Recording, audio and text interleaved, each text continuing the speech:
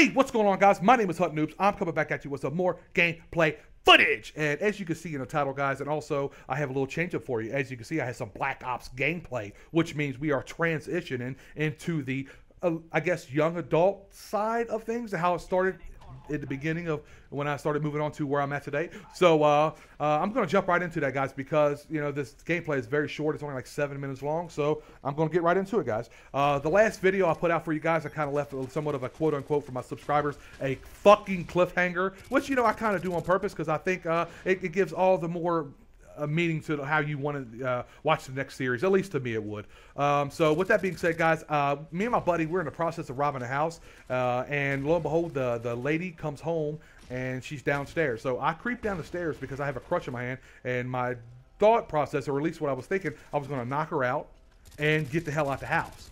And as I get to the bottom of the stairs, she has a gun, and I take off running up the stairs, and I'll tell my buddy, holy fuck, she has a gun. Now, as I get to the top of the stairs, I can't find him anywhere. I'm like, what the fuck's going on?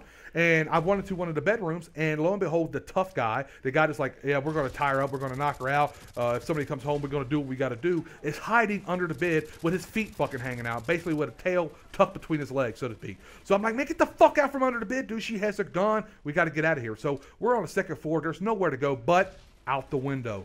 So we're 2 stories in the air, and it's kind of like, okay, what to do? So we ran to the window that is facing the backyard to get it to the alley, and the window has a child safety lock on it or whatnot, which prevents you from opening the window all the way, which basically lets you open it about 4 inches. So I get it to 4 inches, she's like, what's wrong? I said, man, it won't open anymore. So I grab it and rip it out the frame, dude. I kid you not. So I grab the window, rip it out the frame, set it down on the floor. We both climb out on this ledge, which is pouring down rain right now, guys. It's, I mean, raining hard as hell. And I'm like, what do we do? And he was like, man, we're going to have to jump. I'm like, jump? Are you fucking crazy, dude? It's like 20 feet up in the air almost. And he was like, well, you know, there's nothing we can do. He's, well, there's a tree over here. You want to jump to the tree? And I was like, do I look like a fucking monkey to you, dude? And so right then, as I look down at the ground, I hear a thump. Boom.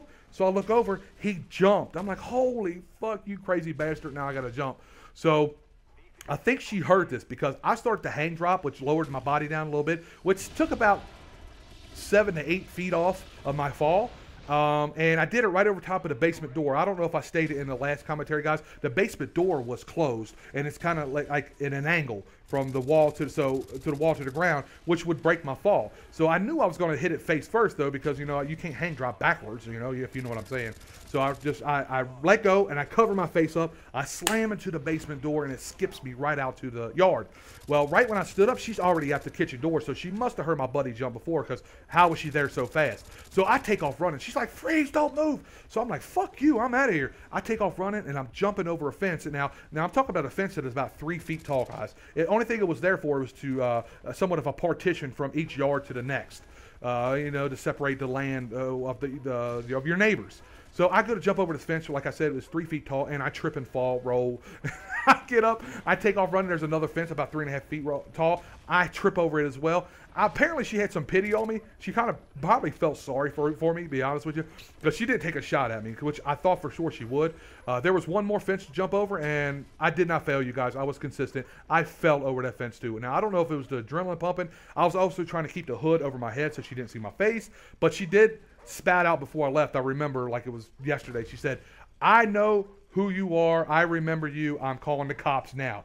So I don't know where my buddy went. Sorry, I had to spit. I don't know where my buddy went. We just kind of split ways. I knew I had a friend of mine that was about 3 blocks away. So I make a beeline for his house, dude. I haul ass over there. And it's pouring down rain like I told you guys before. So I get inside the house, and in the living room is his dad. His dad is an alcoholic. His mom and dad lived together, but they did live together, if you know what I mean. She just let him stay there because he was an alcoholic, and she wanted him to be around the kids, didn't want him to go out, you know, just, you know, I don't really know what the reason for was, but he lived there, but they went together. She had her own boyfriend at the time.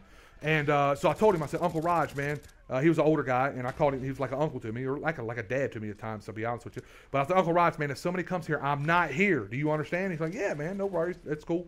And he was fucking 3 sheets to the wind. He was drunk already.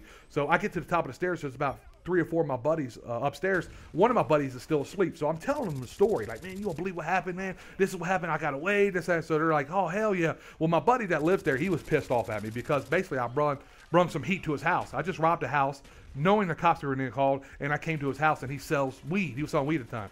So he was pissed off at me for, you know, bringing the heat to his house. But he's like, man, don't worry about it. I told him my bad. I'm like, I'm sorry, dude. I had no place to go.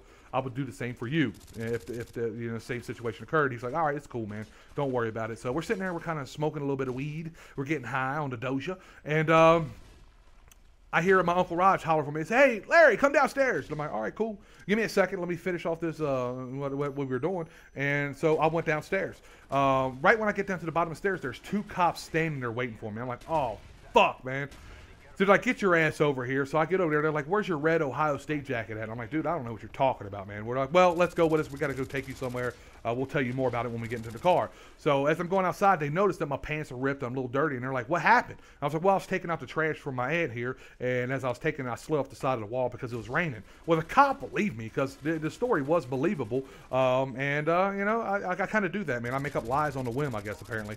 But I was still getting taken over to this lady's house for, you know, so she can identify me. Well, right about that time, my buddy that was sleeping at the time, he calmed down and say, hey, Worm, or they call me Larry. They call me Big Worm too where I grew up at. Hey, here's your jacket. And I'm like, oh, fuck. So the cop's like, well, there's the jacket we're looking for. So they take the jacket, they put me in the car, they take me over to the lady's house, and I'm sitting there for about 5 to 10 minutes, and they tell me to get out of the car so she can identify me, guys. This is the end of the gameplay. This is another cliffhanger for you guys. It's going to get good, I promise you. It's your boy, Huntin Noobs. I'm out this bitch. Deuces, get wrecked, son!